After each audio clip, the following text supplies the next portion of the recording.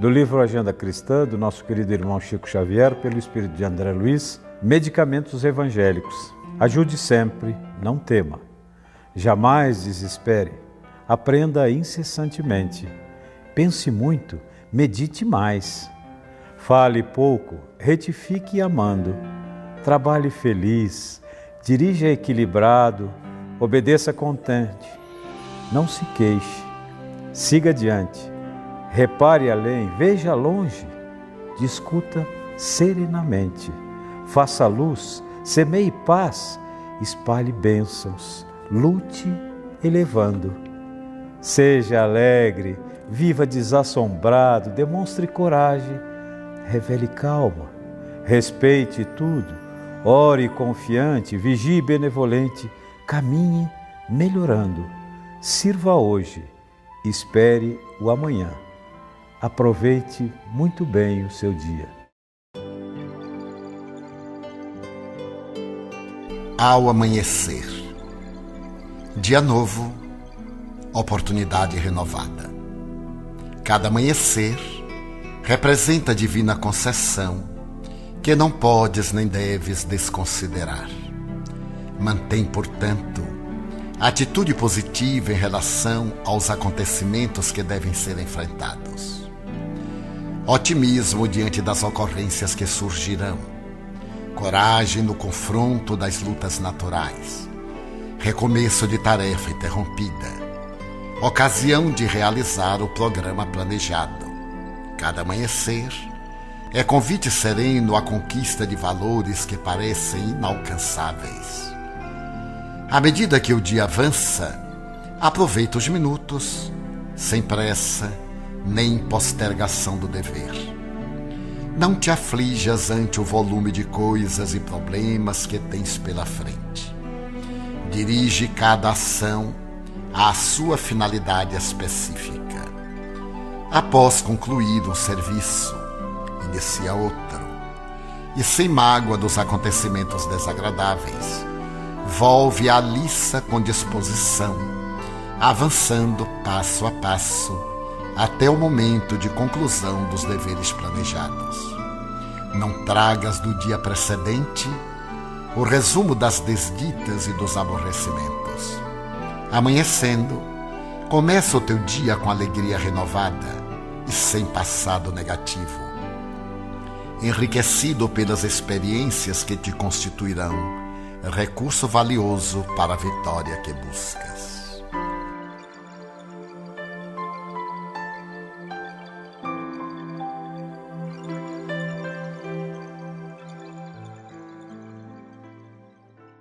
Olá, amigos da FEB TV. Estamos iniciando mais um programa da série O Estudo do Evangelho à Luz do Espiritismo.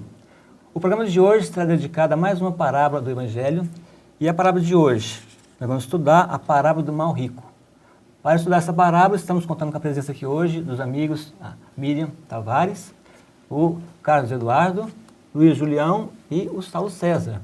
E vamos ter esses momentos aqui onde nós podemos tratar desse assunto. Para iniciar o trabalho, nós vamos pedir ao Julião que faça para nós, então, a leitura da parábola, para que nós possamos, então, fazer as nossas reflexões em seguida. É a parábola do mal rico, que consta aqui do Evangelho segundo o Espiritismo, no item 5 do capítulo 16, intitulado Não se pode servir a Deus e a Mamon. E a parábola é a seguinte: havia um homem rico que vestia púrpura e linho e se tratava magnificamente todos os dias. Havia também um pobre chamado Lázaro, deitado à sua porta, todo coberto de úlceras, que muito estimaria poder mitigar a fome com as migalhas que caíam da mesa do rico. Mas ninguém lhas dava, e os cães lhe vinham lamber as chagas.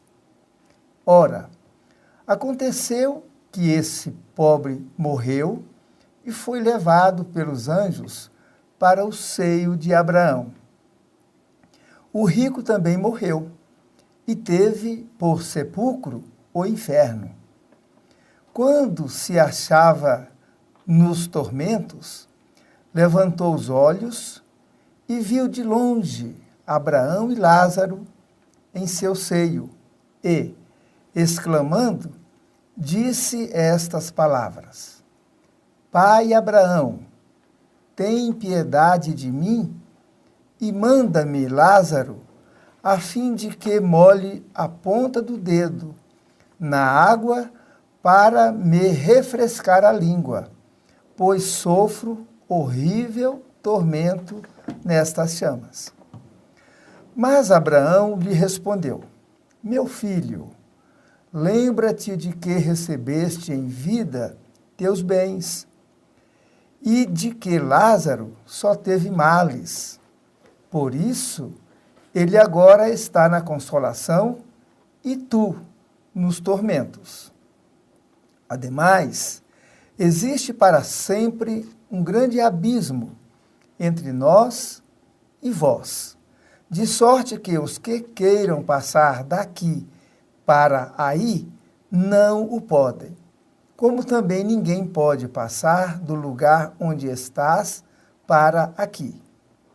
Disse o rico: Eu então te suplico, pai Abraão, que o mandes à casa de meu pai, onde tenho 5 irmãos, a dar-lhes testemunho destas coisas, a fim de que não venham também eles para este lugar de tormento. Abraão lhe retrucou: Eles têm Moisés e os profetas, que ouçam, que os escutem.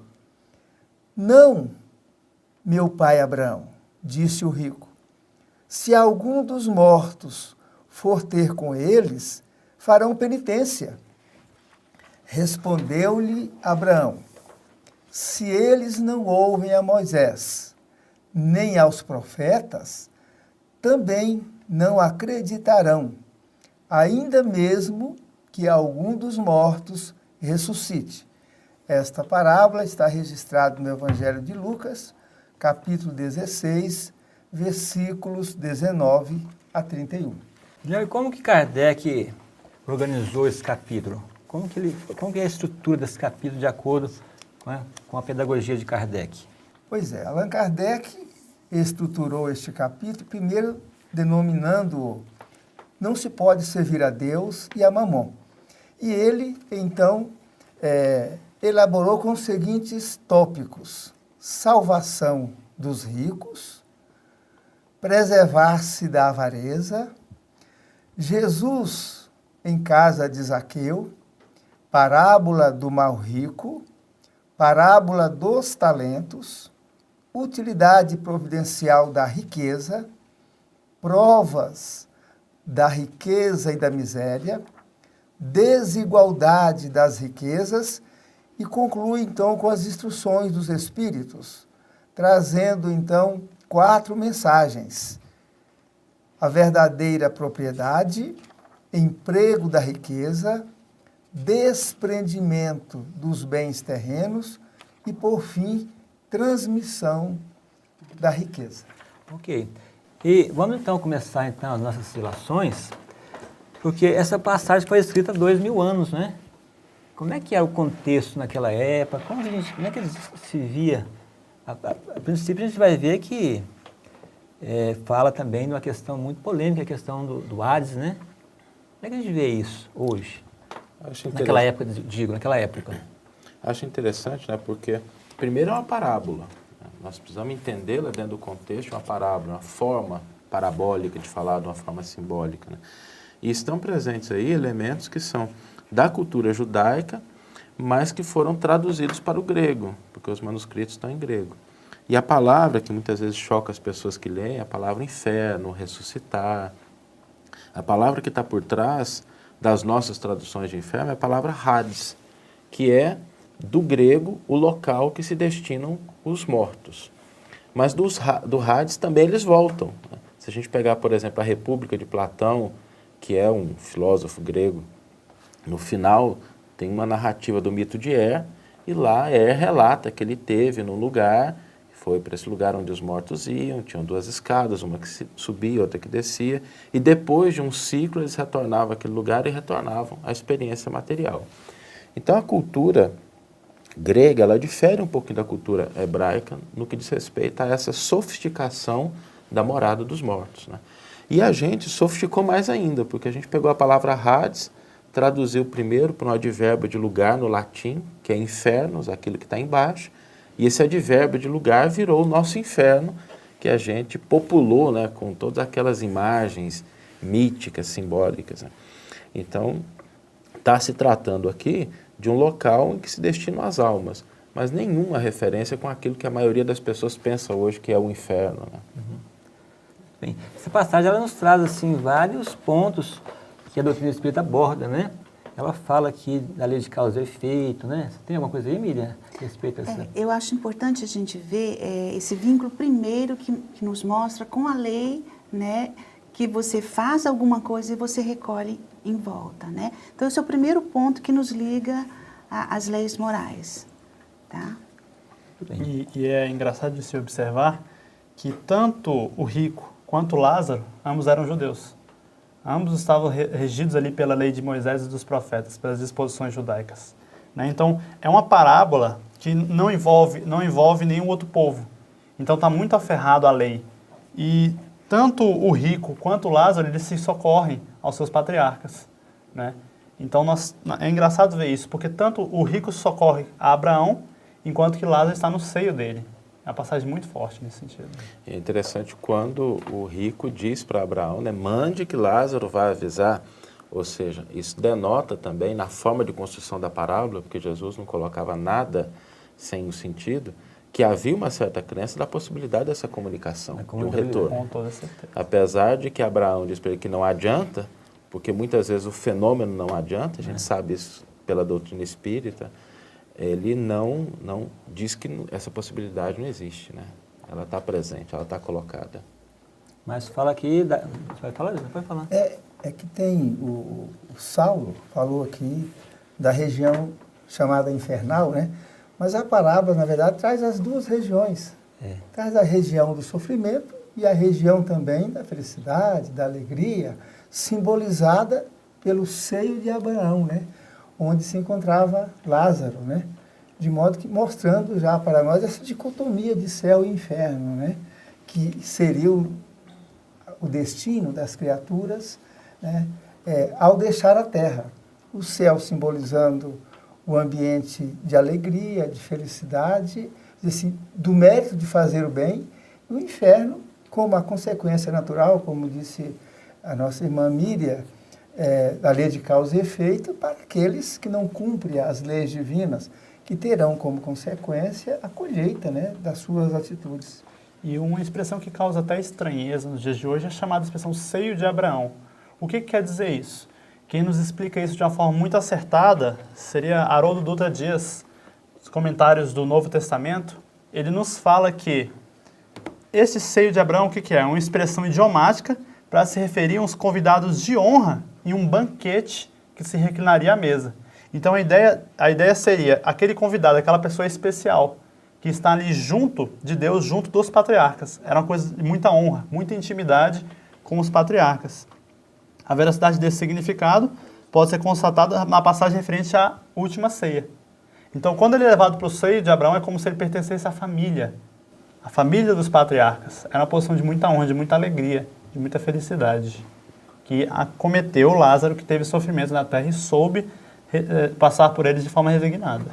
Simbolizando, de alguma forma, né, a convivência nos mundos celestes. Com toda certeza. Cada um de acordo com as suas obras, não é verdade? Perfeitamente. Pois então aqui a gente vê perfeitamente que a lei de ação e reação, né? Não é que porque eu fui rico que eu vou vir uma outra encarnação pobre. Vai depender do que eu fiz da minha riqueza, vai fazer uma avaliação. Se eu venho pobre ou venho rico de novo. Eu vou usar o bem da riqueza em prol de quem? Do meu próximo. E não fazer o contrário, como foi aqui a história desse rico que não usou bem a sua riqueza, nem em detrimento do seu semelhante. Pode falar. Não. É que essa parábola, dentro desse capítulo, também expressa de um modo muito forte a intensa luta do espírito entre os bens materiais e os bens espirituais. A nossa luta para nos desvencilhar da forte influência que os bens espirituais, os bens materiais exercem sobre o espírito humano, nessa fase ainda, vamos dizer assim, primária do caminhar do espírito para Deus. Ok. Mas, trazendo para a nossa doutrina espírita, né, como que é tratada essa questão, onde essa região de sofrimento, em que lado se encontrava? O Livro dos Espíritos, que é uma das obras da codificação, aliás, a primeira obra, aqui no capítulo 2º do livro 4º, que trata das penas e gozos futuros, tem aqui um item que fala do paraíso, do inferno, purgatório, paraíso perdido e pecado original.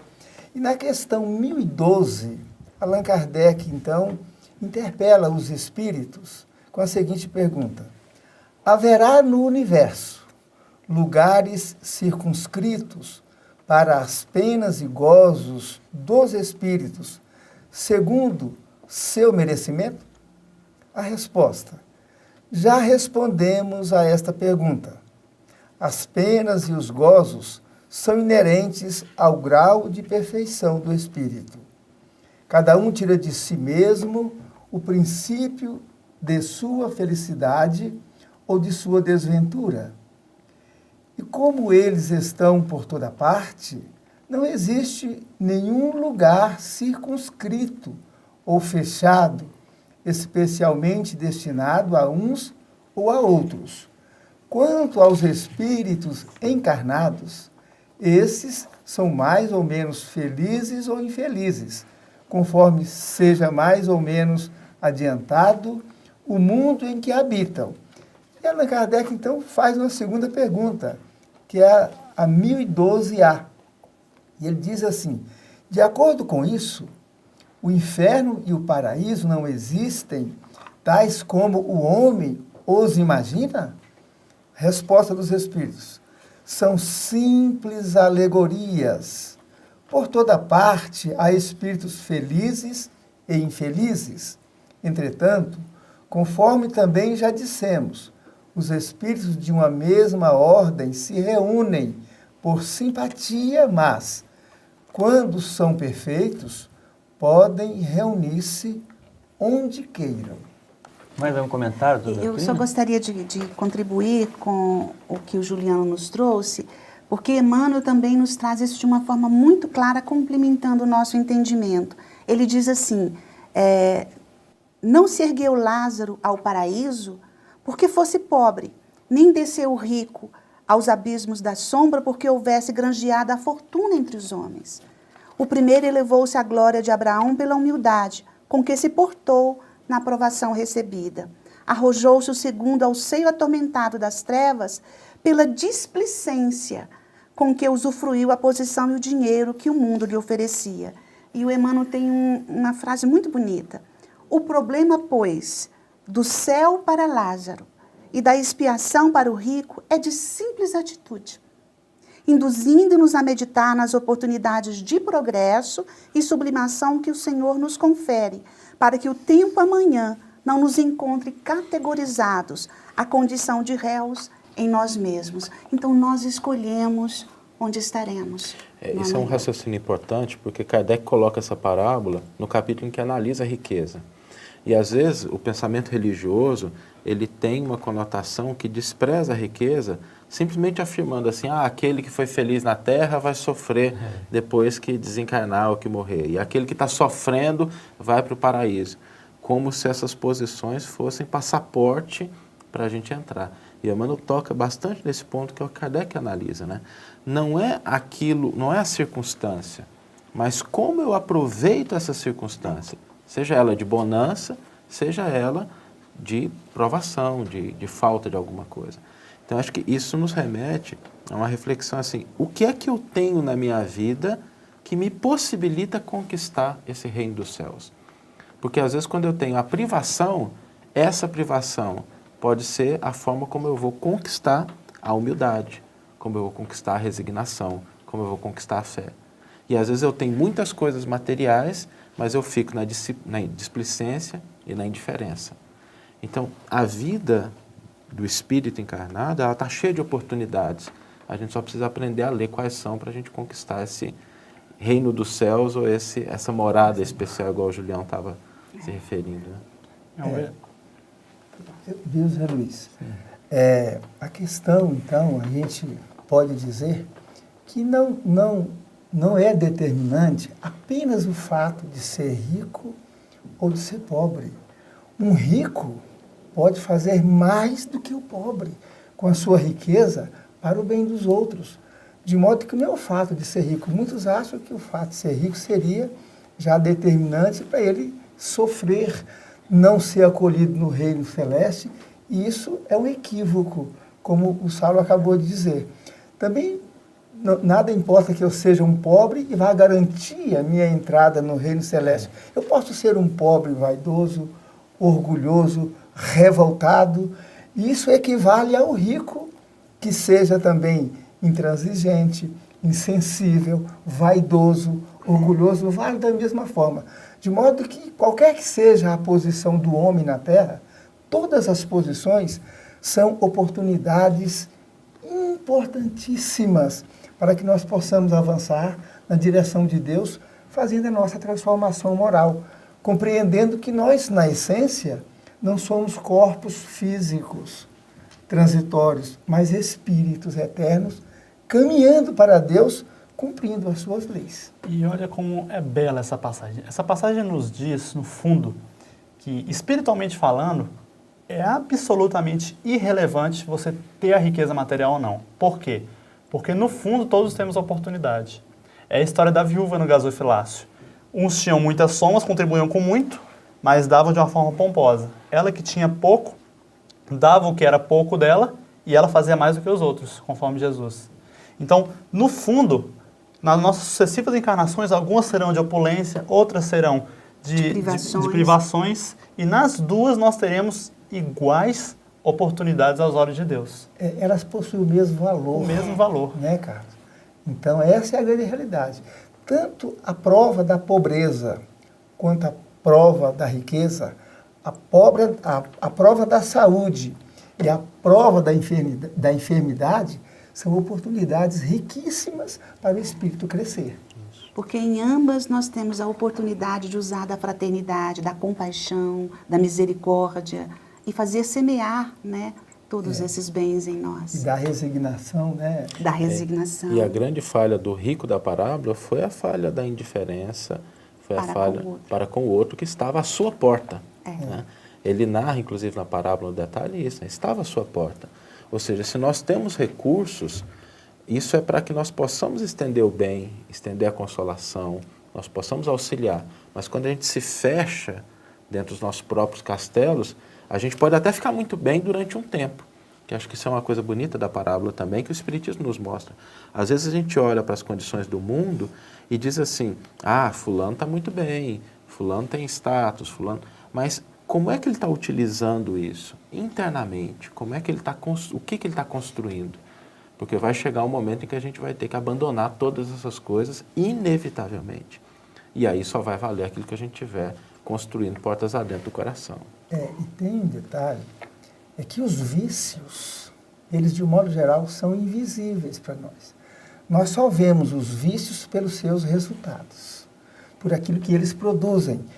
E aqui Jesus destaca, vamos dizer assim, a característica principal desse rico, que é a vaidade. Tanto que Jesus começa assim, havia um homem rico que vestia púrpura e linho. Então ele se trajava de modo impecável, né? E, vamos dizer assim, exaltando a aparência. E diz mais, e se trajava magnificamente, né? Todos os dias. E a vaidade, ela cega. Aí cai nisso que você disse, passamos a ser indiferentes, só enxergamos a nós mesmos. O vaidoso só enxerga ele. Ele é incapaz de enxergar o outro, principalmente na condição de Lázaro, né? Que era uma pessoa que vivia nas ruas, enferma, de modo que ele não tinha olhares de modo algum para uma pessoa nessas condições, cegado pela vaidade. E a riqueza do conhecimento, muitas vezes, é mal utilizada, né? Detém-se o conhecimento e não se compartilha com aqueles que também o necessitam. É interessante como Kardec estrutura, né, essa passagem. O Zé Luiz falou no começo sobre a didática de Kardec. Né? Kardec vai construindo, porque primeiro ele coloca um jovem rico, depois um homem que é avarento porque tenta manter a riqueza, depois em Zaqueu, alguém que faz a mudança, e depois a consequência espiritual das nossas posturas. Né? Quer dizer, nós temos assim, na forma como Kardec estrutura essas passagens, como ele organiza, ele uma reflexão de diversas situações, culminando com aquilo que é importante, né? A vida futura. E a colheita, né, Saulo? Que se terá ao final de todas essas experiências. Que é uma dificuldade, né? Porque nem sempre a gente pensa em agir na Terra para a conquista de algo no futuro. E Kardec nos ensina que tanto a pobreza quanto a riqueza são fases importantes que nós temos que passar para nós ficarmos aprendizados. Agora, o que vale é o uso que nós fazemos. O que seria do mundo se não tivesse as pessoas ricas que investem aí em pesquisas, tem empresas que dão trabalho para milhares de famílias, né? Tem pessoas que fazem realmente o uso da sua riqueza em prol do próximo, em prol do nosso semelhante. E recebem em cêntuplo, né? Sabendo bem gerir isso, espiritualmente recebem muito mais. E as grandes riquezas requerem capacidade de administração para fazer com que elas frutifiquem e alcancem as outras pessoas. Daí a necessidade, inclusive, dessa diversidade de níveis econômicos para os espíritos, como também existem níveis intelectuais. Quem tem grande conhecimento tem que distribuir esse conhecimento. E precisa de preparo espiritual, né, madureza espiritual, para exercer essas elevadas funções. Senão vão fazer sempre como esse rico aqui, achar que ele pode mesmo usufruir o mundo inteiro, né, quando somos limitados na nossa capacidade do usufruto. E isso já indica que nós devemos repassar para os outros aquilo que vai além da nossa capacidade de usufruir. Temos um outro ponto a ser examinado nesta parábola, que é muito significativo. É de que a mensagem divina, ela não privilegia este ou aquele, ela é universal, ela é para todos, né? E esta mensagem de Deus, ela sempre foi enviada à Terra em todos os tempos, de acordo com o grau da evolução geral da humanidade. Emmanuel, no livro Pão Nosso, psicografado por Francisco Cândido Xavier, ele faz alusão a esse aspecto aqui no item 116 dessa obra Pão Nosso, que ele trouxe como título Ouçam-nos. Ele pega exatamente um pequeno fragmento dessa parábola que diz assim: disse-lhe Abraão, eles têm Moisés e os profetas, ouçam-nos. E vem a mensagem, e Emmanuel conclui a mensagem com o seguinte trecho: o mundo está repleto de mensagens e emissários há milênios. O grande problema, no entanto, não está em requisitar-se a verdade para atender ao círculo exclusivista de cada criatura, mas na deliberação de cada homem quanto a caminhar com o próprio valor na direção das realidades eternas. É interessante, né? Porque quando a gente faz a atualização da parábola para os nossos dias, né? Isso que o Julião colocou é muito importante. Porque a gente olha para a parábola e às vezes pensa que ela é uma história e não aprende a reconhecer esses elementos da parábola na nossa atualidade. Né? E a gente esquece que toda parábola ela tem uma essência que ela é atemporal. Então, quem são os ricos? Quem são os pobres? Existem ricos e pobres na atualidade? Como é que cada um se porta? A mensagem que foi dita, né? A mensagem da lei está disponível para todos.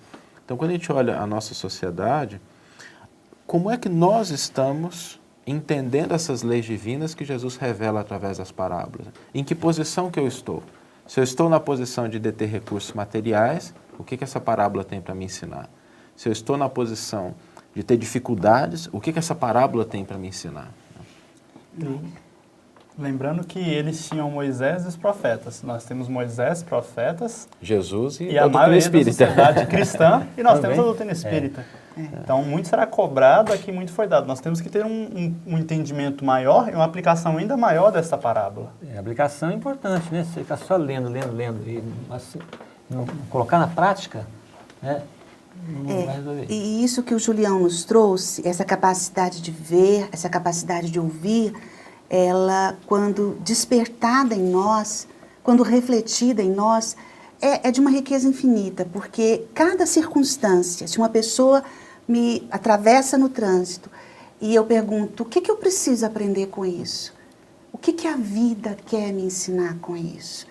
Se eu tenho essa percepção, essa sensibilidade, ao invés de reagir a uma pessoa que me diz um desaforo, uma situação adversa na vida que nesse momento me impede de fazer muitas coisas, se eu paro e pergunto, meu Deus, o que eu preciso aprender com isso? Então, isso vai me fazer um crescimento interior, uma sensibilidade para primeiro ver, primeiro ouvir, buscar o ensinamento e não reagir. Porque é a primeira coisa que a gente faz. E Emmanuel, novamente, né, na obra Dinheiro, publicado pela editora ID, no capítulo Estudando a Riqueza, ele nos dá um conceito diferente de riqueza, um conceito ampliado. Porque ele nos diz que nós temos os usurários da inteligência que se ocultam nas trincheiras da inércia, os abastados da saúde que desamparam os aflitos e os doentes, os privilegiados da alegria que fecham a porta aos tristes, isolando-se nos oásis de prazer, os felizes da fé que procuram a solidão, os filhos da mocidade que menosprezam a velhice. Então, todos somos ricos em alguma coisa. E todos, se não vigiarmos, desprezaremos alguma coisa. E as oportunidades são tantas, né? Porque se a gente recordar, a maior estrada de luz e de redenção da humanidade foi construída por um homem pregado numa cruz, que converteu o sofrimento extremo, né, do martírio numa estrada de redenção. Ou seja, quando a gente pensa nas dores, né, nas dificuldades, nas limitações, olha o que Jesus conseguiu construir com uma manjedoura simples e com uma cruz. Que não tinha uma pedra para pousar a cabeça. E esse Lázaro da parábola, a adversidade que ele passou e o que ele conquistou com a paciência, com a resignação, que certamente ele já vinha trilhando há muitas encarnações na conquista. E a resignação é importante, né? Porque quando a gente não entende que de repente nós estamos numa situação que é o melhor para a gente acaba se colocando numa situação de tormento pela ansiedade, pelo desejo, pela busca, e a gente acaba se prejudicando com relação a isso. Eu me lembro de um caso de Gandhi, que estava andando, não sei se é alegórico ou não, estava andando pelas ruas de Paris, quando foi convidado, e ele olhando as vitrines cheias de coisas, começou a sorrir, né? E o pessoal perguntou, escuta, por que você está rindo? Eu falei, olha a quantidade de coisas que eu não preciso para ser feliz. E essa parábola, ela é de uma beleza, de uma profundidade que ainda não alcançamos. Certamente. Por exemplo, o capítulo fala dos bens terrenos, servir a Deus e a Mamon.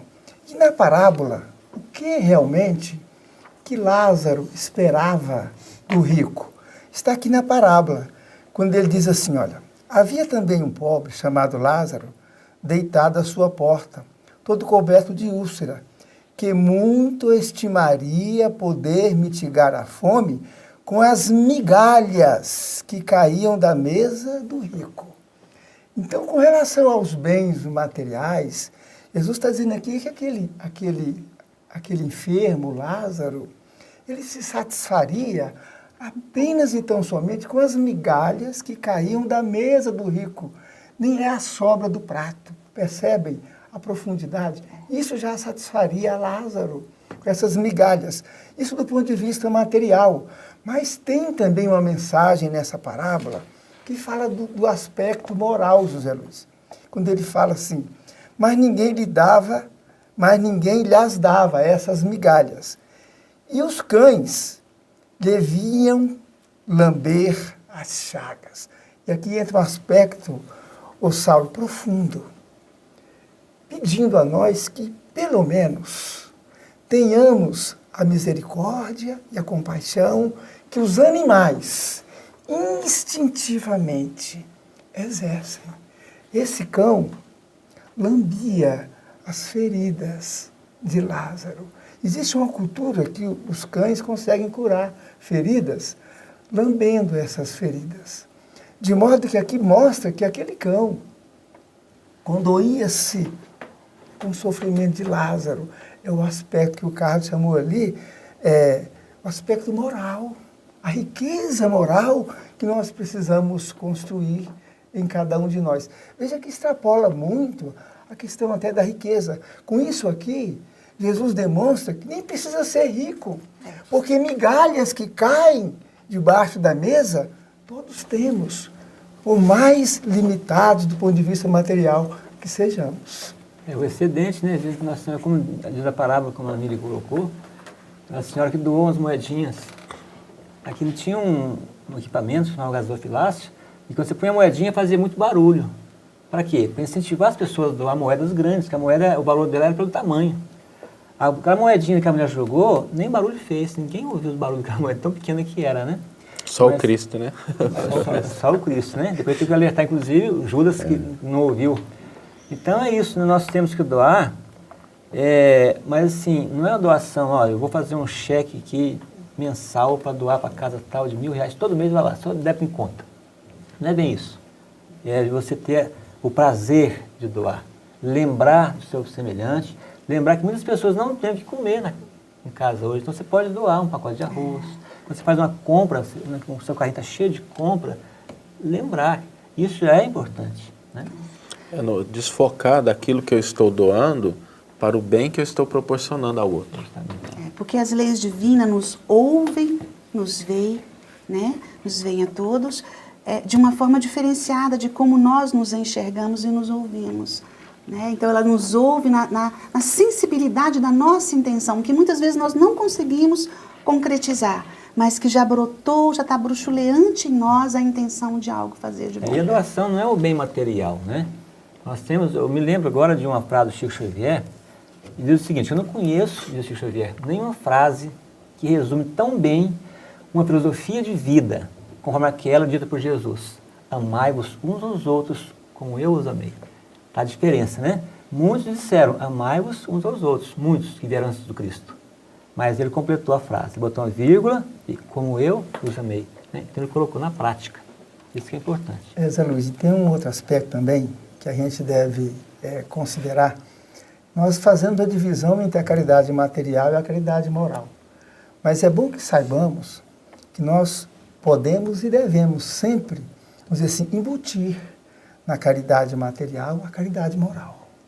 É plenamente possível você realizar as duas coisas, porque a caridade moral ela está na maneira como nós praticamos. Você pode praticar um ato doando alguma coisa, uma esmola, por exemplo, e humilhar a pessoa. Então, a maneira como você dá, você embute ali a caridade moral, que é o respeito pelas pessoas, é o amor, é a consideração, é o nivelamento entre nós e aquele que está recebendo. E a oportunidade que Deus deu, né? Porque colocou à porta do rico Lázaro. A gente olhar o que está à nossa porta como oportunidade divina para que a gente conquiste um lugar melhor. Isso. E assim nós encerramos mais um programa da série Estudo do Evangelho à Luz do Espiritismo. Agradecemos a presença de vocês que estiveram conosco nesses momentos muito agradáveis aqui, falando sobre essa parábola. E agradecemos a você que está aí nos assistindo e deixamos o convite para que você possa continuar assistindo os nossos próximos programas.